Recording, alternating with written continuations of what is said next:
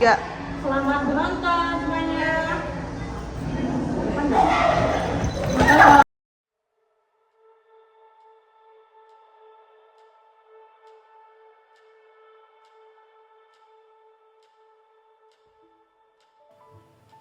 Dalam 5 tahun terakhir, kesehatan mental remaja di Indonesia menunjukkan peningkatan yang sangat konsisten. Dari 6,2% di tahun 2020 menjadi 8% di tahun 2024. Masalah yang dianalisis bukan hanya sekadar angka, tetapi mengapa di kondisi ini terus meningkat dan faktor apa saja yang mempengaruhinya. Tugas numpuk banget Mbak. Iya, farmasi tuh jarang ngasih jeda ya, capek banget. Iya. Kita sih sehat fisik, kalau mental.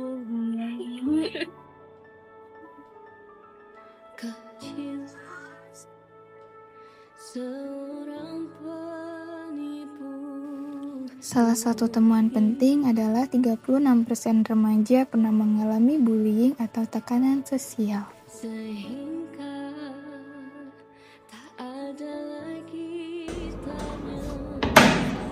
Kok lu berubah sih sekarang?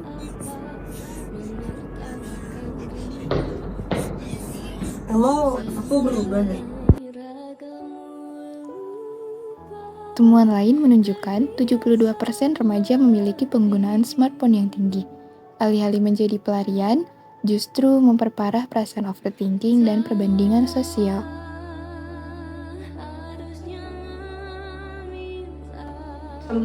Kadang aku kepikiran biaya kuliah sih.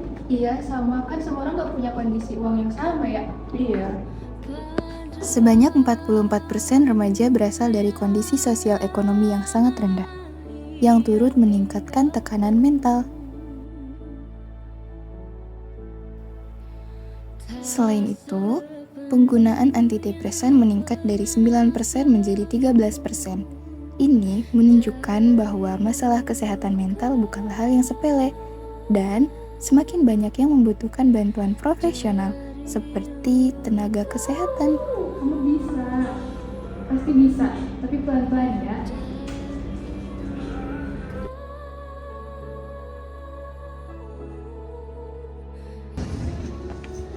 Kamu kenapa? Enggak apa-apa. Kalau ada apa-apa bisa cerita. Kita kan ada di sini. Iya, kita di sini. Kadang yang kita butuh itu cuma didengarin doang. Makasih ya kalian. Semangat terus ya.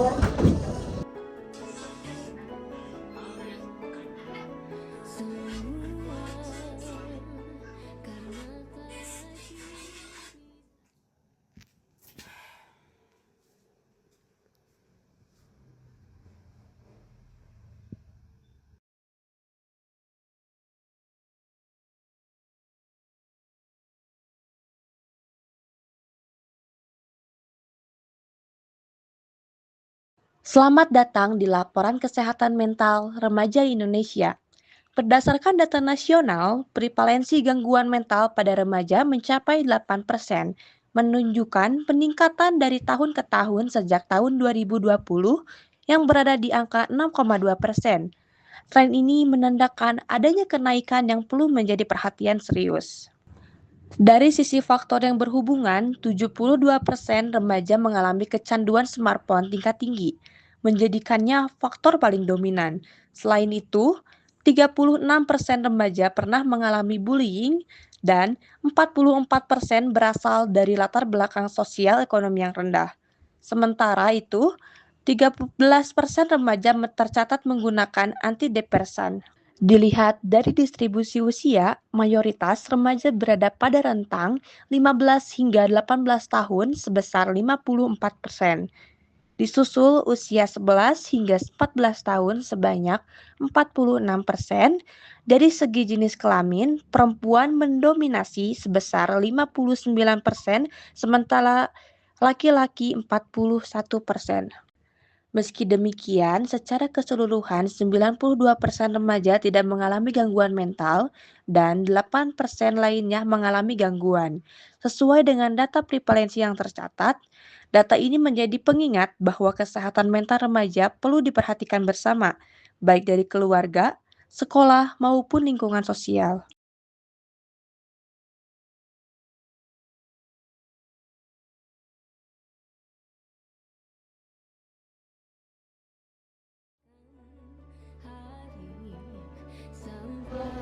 Aku masih proses, tapi sekarang aku ngerti kalau minta bantuan itu bukan berarti lemah.